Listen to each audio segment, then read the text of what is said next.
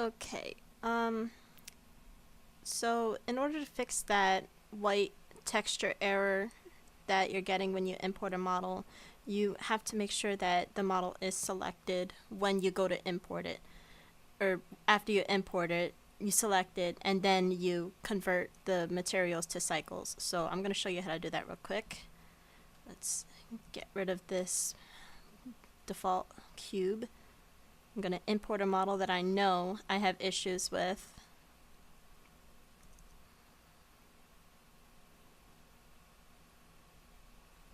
Okay. And you'll see when you go to rendered mode, you have either weird coloration or it's just white. Now, if you don't have the mesh itself selected and you try to convert materials to cycles, it's not going to do anything. What you have to do is right click on the mesh, so it'll say whatever the model's name is, underscore mesh, and then basis. And then when you convert materials for cycles, it'll crash.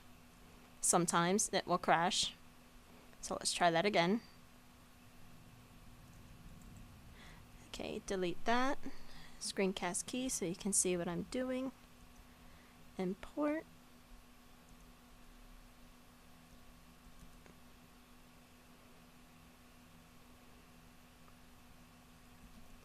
Okay. Now I'm going to have that selected first. It's still white. Convert materials and boom. There you go.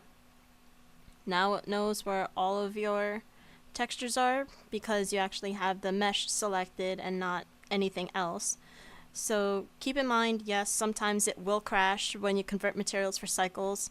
I still haven't figured out exactly why that happens. Maybe there's a specific click order that you have to do to trigger that crash, but yeah. Just know that sometimes you'll have to just save your project before you click that button just to make sure you don't have to do everything all over again. So yeah, that's how you fix the white texture issue when you go to import a model in Blender.